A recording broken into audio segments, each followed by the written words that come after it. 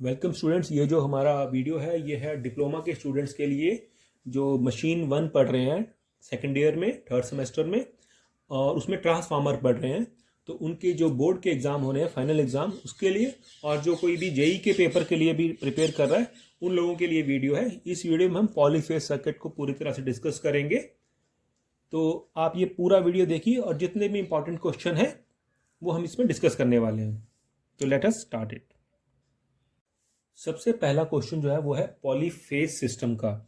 तो polyphase system में क्या होता है, दो या दो से ज़्यादा वोल्टेजेस होती हैं। ये एक थ्री फेज पॉलीफेज सिस्टम का वेवफॉर्म दिखा रहा है। तो इनकी जो वोल्टेज का मैग्नीट्यूड रहता है वो सेम रहता है और इनकी फ्रिक्वेंसी भी सेम रहती है। यहाँ पे आप देखिए कि तीनों वोल्टेजेस का फ्रिक्वेंसी सेम है और उनका मैग्नीट्यूड, जिसको ई मैक्स से डिनोट करते हैं, ये भी सेम है। और ये कुछ किसी एंगल से डिस्प्लेस्ड होते हैं। यहाँ पे देखिए कि सेम टाइम पे सब मैक्सिमम नहीं पहुंच रहे हैं, सेम टाइम पे सब स्टार्ट नहीं हो रहे हैं। ये यहाँ पे स्टार्ट हो रहा है, ये 120 डिग्री के बाद स्टार्ट हो रहा है, और वो जो ब्लू फेज है वो 240 डिग्री के बाद स्टार्ट हो रहा है आर के मुकाबले। तो ये डिस्प्लेसमेंट होती है इनमें कुछ एंगल से। साथ में इसमें कॉमन मैग्नेटिक फील्ड होता है और जो वोल्टेजेस होती है उनका फ्रिक्वेंसी सेम रहता है, मैग्नीट्यूड सेम रहता है। तो डेफिनेशन क्या बनती है कि polyphase is a combination of two or more voltages, दो या दो से ज्यादा वोल्टेज, यहां तीन है जैसे, acted upon which have same magnitude, magnitude भी बराबर है, ई मैक्स, या जहां पर भी हम बात करें इनका मैक्सिमम मैग्नीट्यूड सेम रहेगा, ठीक है। साथ में फ्रिक्वेंसी सेम है और इनके अंदर कुछ ना कुछ डिस्प्लेसमेंट का कुछ एंगल है। इनमें मैग्नेटिक फील्ड भी कॉमन रहने वाला है। तीनों वाइंडिंग्स के ऊपर जो फील्ड है, यहाँ पे ये फील्ड दिखा रहे हैं नॉर्थ साउथ, ये भी कॉमन रहने वाला है। तो ये भी आपने इसमें लिखना है। अब ये जो एंगल रहेगा डिस्प्लेसमेंट का आर वाई और बी के बीच में, उसको कैसे कैलकुलेट करते हैं, ये थ्री फेज का दिखा रहा है। थ्री फेज में जो एंगल निकलेगा that will come out to be 360 by number of phases. यहाँ पे नंबर ऑफ फेजेस 3 है, तो ये हो जाएगा 120 डिग्री। अब बात करते हैं इंस्टेंटेनियस वैल्यू की। कोई भी वोल्टेज जो है, वेव फॉर्म जो है आर की या वाई की या बी की, वो किसी पॉइंट पे उसकी वैल्यू क्या है।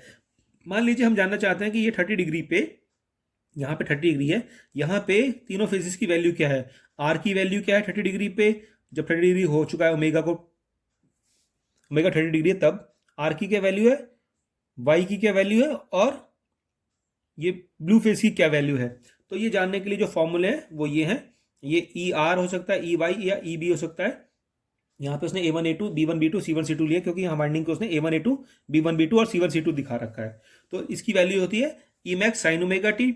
अगला वाला क्योंकि 120 डिग्री चल रहा है, तो E max sine omega T minus 120, और उसके वाला अगले वाला जो फेज है वो और 120, यानी कि टोटल 240 डिग्री पीछे चल रहा है। तो that will be E max sine omega T minus 240 omega t. ये वैल्यू है एंगल की, कितना हुआ हम जानना चाहते हैं। मान लीजिए 30 डिग्री पे जानना चाहते हैं हम कि 200 डिग्री पे उसकी क्या वैल्यू होने वाली है। तो हम यहाँ पे ओमेगा टी जो है वो 200 डाल देंगे, 200 डाल देंगे, और यहाँ पे 200 डाल देंगे। तो उसके अकॉर्डिंगली हम कैलकुलेटर से कैलकुलेट कर सकते हैं कि इंस्टेंटेनियस वैल्यू जो है वो क्या रहने वाली है। फेजेस को लिखने का तरीका है, आप उसको 1 2 3 नंबर लिख सकते हैं, एबीसी लिख सकते हैं, या उसको आर वाई बी लिख सकते हैं। जनरली जो ओवरऑल पूरा ग्लोबली यूज होता है वो आर वाई बी ही यूज होता है। Next advantages of single of three phase system over a single phase system. सबसे पहला एडवांटेज ये है कि थ्री फेज की जो पावर होती है वो कांस्टेंट होती है, जबकि सिंगल फेज की पावर बहुत पल्सेटिंग होती है।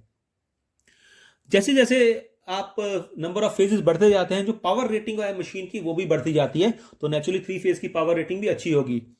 नेक्स्ट जो टॉपिक है कि सिंगल फेज मोटर जो है वो सेल्फ स्टार्टिंग नहीं होती है। क्यों नहीं होती? क्योंकि उसका जो रोटेटिंग फील्ड प्रोड्यूस नहीं होता है सिंगल फेज मोटर में, जबकि थ्री फेज मोटर में रोटेटिंग फील्ड प्रोड्यूस होता है। तो single phase motor are not self starting, we need auxiliary machine. जैसे कि हमारा सिंगल फेज फैन जो लगा है घर में, उसमें हम कैपेसिटर वगैरह यूज करते हैं, फेज को स्प्लिट करते हैं और एक फेज को दो फेज बना देते हैं हम। तो आर्टिफिशियली हम सिंगल फेज को टू फेज बना के सेल्फ स्टार्ट करते हैं। तो single phase motor are not self starting. Next point is efficiency of three phase motor is better. Three phase motor में लॉसेस कम होने वाले हैं। Next is power to be, अगर सेम पावर हमें डिस्ट्रीब्यूट करनी है या ट्रांसफर करनी है तो ज्यादा कॉपर लगने वाली है सिंगल फेज सिस्टम में, लेकिन थ्री फेज में वो सेम पावर के लिए कॉपर जो है वो कम लगने वाली है, 3/4 ही लगने वाली है। तो ये एक एग्जाम में भी टॉपिक पॉइंट बनता है कि कितनी कॉपर लगने वाली है, तो 3/4 ही लगने वाली है। Next topic is three phase system is more reliable. Reliability होती है विश्वसनीय, क्योंकि अगर थ्री फेज में से एक फेज चला भी गया है तब भी हमारा जो ऑपरेशन है वो चलता रहेगा। हमारे पास दो फेजेस की सप्लाई अभी भी अवेलेबल है, लेकिन सिंगल फेज में अगर एक ही सप्लाई है, क्योंकि अगर वो फेल होगी तो हमारा ब्लैकआउट हो जाएगा। साथ में जो अगला पॉइंट है, parallel operation of A three phase generator. Three phase generator का जो पैरेलल ऑपरेशन है वो थोड़ा इजी है, सिंपल है, इतना टफ नहीं है। अब बात करते हैं फेज सीक्वेंस की। फेज सीक्वेंस क्या होता है? वोल्टेज अपने मैक्सिमम वैल्यू पे कब पहुंचनी है, कौन सा फेज सबसे पहले मैक्सिमम पे पहुंच रहा है, वो फेज सीक्वेंस होता है। यानी कि अगर आर पहले पहुंच रहा है, वाई उसके बाद पहुंच रहा है अपने मैक्सिमम पे, और बी उसके भी बाद पहुंच रहा है, तो आर वाई बी उसका फेज सीक्वेंस हो जाएगा। आपने जो फर्स्ट डायग्राम देखा था उसमें आर वाई बी ही हमने फेज सीक्वेंस लिया था। इसकी जरूरत कहां पड़ने वाली है? जब आपको थ्री फेज जनरेटर्स को पैरेलल करना है, यानी कि अल्टरनेटर्स होते हैं वो थ्री फेज एसी अल्टरनेटर जो होते हैं, उनको अगर आपने पैरेलल करना है या ट्रांसफार्मर्स को पैरेलल करना है, तब हमें फेज सीक्वेंस की जरूरत आने वाली है। क्योंकि अगर हम गलत फेज सीक्वेंस के साथ पैरेलल कर देंगे तो डेड शॉर्ट सर्किट होने वाला है। तो एक तो थ्री फेज जनरेटर्स और ट्रांसफार्मर्स, थ्री फेज ट्रांसफार्मर, उनके पैरेललिंग में हमें फेज सीक्वेंस की जरूरत पड़ती है। आप यहां जरूर मेंशन करिए कि paralleling of three phase transformer and three phase generator, और साथ में determination of the rotation of three phase motor. Three phase motor जो है वो फेज सीक्वेंस के अकॉर्डिंगली रोटेट करती है, क्लॉकवाइज या एंटी क्लॉकवाइज। अगर आपको डायरेक्शन चेंज भी करनी है तो आप फेज को सीक्वेंस को चेंज कर दीजिए, दो वायर को चेंज करके फेज सीक्वेंस चेंज हो जाता है। तो फेज सीक्वेंस से डायरेक्शन भी हमें पता चलने वाली है।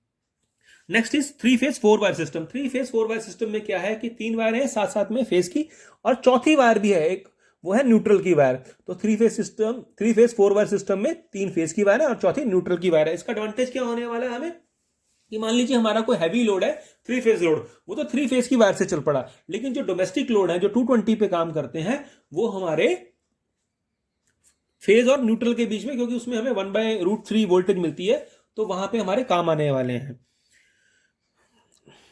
और साथ में न्यूट्रल वायर जो होती है, ये जो है अगर थ्री फेज जो हमारा लोड है वो किसी वजह से अगर मान लीजिए आउट ऑफ बैलेंस हो गया, तो वो न्यूट्रल से जो आउट ऑफ बैलेंस करंट है, अनबैलेंस जो करंट है, वो भी न्यूट्रल से फ्लो करता है, तो वहां भी हमें इसकी जरूरत पड़ने वाली है।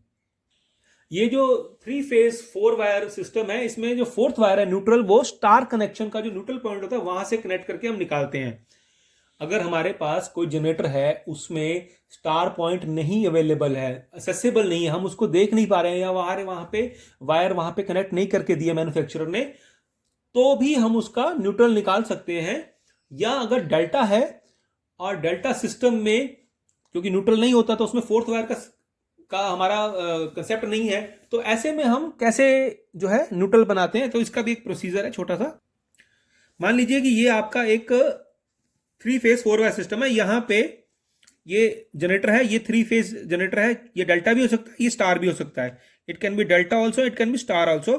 तो यहां से तीन वायर आ रही है, आर वाई बी आ रही है, अब फोर्थ वायर है नहीं हमारी, तो क्या करिए आप इन तीनों वायर के साथ यहां टैप निकालिए और तीन रजिस्टर लगाइए। आप तीन रजिस्टर को स्टार में कनेक्ट करिए। ये रजिस्टर जो होने हैं इनकी वैल्यू बहुत हाई होने वाली है, मेगा ओम्स में रहने वाली है, काफी मेगा ओम में रहने वाली है।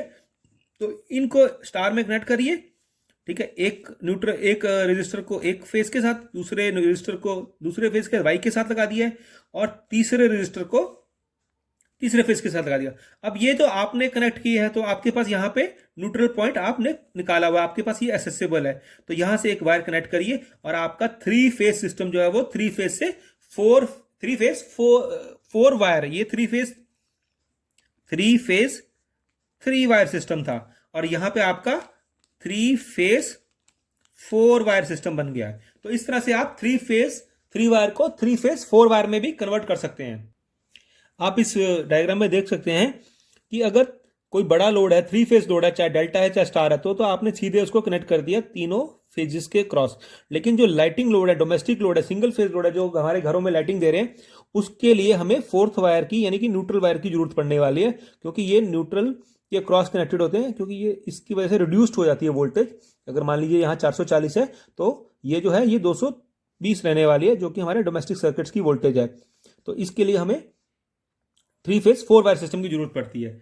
Next is your what is phase voltage and line voltage. अब आप जनरेटर के अगर ऊपर जाते हैं तो जनरेटर में हमारे तीन कॉइल्स हैं, तीनों फेजेस की हमने कॉइल डाली हुई है, तो उन कॉइल्स के अक्रॉस जो वोल्टेज है उसको बोलते हैं फेज वोल्टेज। ये आर फेज की जो वाइंडिंग है, वाइंडिंग की जो कॉइल है उसके क्रॉस जो वोल्टेज है फेज वोल्टेज, ये भी फेज वोल्टेज, ये भी फेज वोल्टेज। और इन वाइंडिंग्स में जो करंट फ्लो होने वाला है, जो जनरेटर में जो वाइंडिंग है उसमें जो करंट फ्लो होने वाला है उसको हम फेज करंट बोलते हैं। नेक्स्ट क्वेश्चन आता है हमारा कि लाइन वोल्टेज क्या है और लाइन करंट क्या है। तो उससे पहले मैं आपको बता दूं कि जनरेटर से हमारे हर फेज के 2 टर्मिनल निकलते हैं।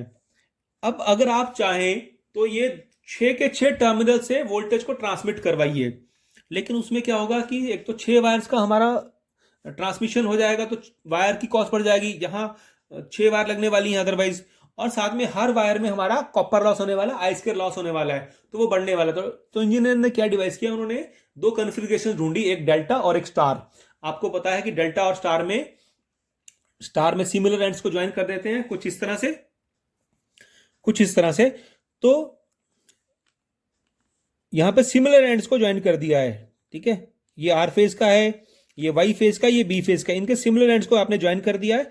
और अब यहां पे जो हमारे ये 3 लाइन टर्मिनल्स आ रहे हैं, तो in line terminals, 2 line terminals, देखो यहां पे जो वोल्टेज थी ये थी हमारी फेज वोल्टेज, ये फेज वोल्टेज थी इस पॉइंट से इस पॉइंट के बीच में। ये वाइंडिंग के जो जनरेटर की वाइंडिंग है उसके फेजेस के क्रॉस जो वोल्टेज थी ये फेज वोल्टेज थी। लेकिन जो अब कन्फिग्रेशन चेंज हो गया, डेल्टा में स्टार में आ गए हम, तो ये जो वोल्टेज है 2 लाइंस के क्रॉस है, इसको हम बोलेंगे line voltage. It will be VL। और इनमें जो करंट फ्लो होने वाला है वो होगा लाइन करंट। आपको मैं दोबारा बता दूं कि ये जो वोल्टेज है फेज वोल्टेज है, और ये जो करंट है ये है फेज करंट। ये फेज करंट है क्योंकि ये वाइंडिंग के फेजेस जो हैं, 3 फेजेस की जो वाइंडिंग है उनके बीच में से जा रहा है, तो ये फेज करंट है। लेकिन ये जो बाहर आ रही हैं इनको लाइन बोलते हैं, लाइन टर्मिनल है। तो इसमें जो करंट होने वाला है वो लाइन करंट होने वाला है। अब आप ये यहां देखिए कि ये स्टार है, स्टार में तो सेम फेज करंट ही लाइन करंट बनने वाला है। IPH will be equal to IL, क्योंकि ये ही करंट आगे जाके लाइन करंट बन जाता है, वो हम पढ़ेंगे आगे। तो इस फोटो में आप देख सकते हैं सर्किट में कि लाइन वोल्टेजेस कौन कौन सी है। ये लाइन वोल्टेज है, 2 लाइनों के क्रॉस है, और ये लाइन करंट हो गया आपका, ठीक है। अब डेल्टा में अगर हम बात करें तो ये एक वाइंडिंग के अक्रॉस जो वोल्टेज है, ठीक है, this will be your phase voltage. लेकिन यही फेज वोल्टेज लाइन वोल्टेज है, क्योंकि यहां जो वोल्टेज है वही यहां पे अवेलेबल है। तो डेल्टा के केस में फेज वोल्टेज और लाइन वोल्टेज सेम रहने वाली। अब लाइन करंट कौन सा है, ये लाइन करंट है, ये लाइन करंट। और जो यहां करंट होने वाला था वो कौन सा करंट होने वाला था, डेट वॉज फेज करंट। अगर हम इस सर्किट में देखें, ये डेल्टा का स्टार का और डेल्टा का है, तो यहां पे वो अगेन सेम ही चीज लिख रहा है कि फेज करंट कौन सा है, लाइन करंट कौन सा है, फेज वोल्टेज कौन सी, लाइन वोल्टेज कौन सी। ये हो गया आपका फेज करंट, ठीक है। आगे आके वो लाइन में आ गया तो लाइन करंट बन गया। वाइंडिंग के क्रॉस जो वोल्टेज है दैट इज फेज वोल्टेज, और लाइन के क्रॉस जो वोल्टेज है, ये 2 लाइन है, आर लाइन और ये वाई लाइन, इनके क्रॉस जो वोल्टेज है वो है लाइन वोल्टेज। रिलेशनशिप क्या रहने वाली है, फेज करंट और लाइन करंट सेम है, phase current line current same है। और लाइन वोल्टेज कितनी होने वाली है, लाइन वोल्टेज जो होती है वो फेज वोल्टेज का √3 टाइम्स रहती है। अब डेल्टा में आते हैं, डेल्टा में देखिए कि ये है आपका वाइंडिंग के फेजेस में से जा रहा है, तो ये है फेज करंट। लाइन में जो जा रहा है वो लाइन करंट है, तो इसका रिलेशन रहने वाला है line current is equal to √3 phase current. लेकिन जो फेज वोल्टेज है और लाइन वोल्टेज, इनका क्या रिलेशन है, सेम है। आप देखिए ये टर्मिनल्स और ये टर्मिनल सेम ही है, कॉमन वोल्टेज पोटेंशियल पे है, ये वाला टर्मिनल और ये पोटेंशियल सेम है, ये पोटेंशियल सेम है, तो फेज वोल्टेज और लाइन वोल्टेज सेम रहने वाला है डेल्टा के केस में।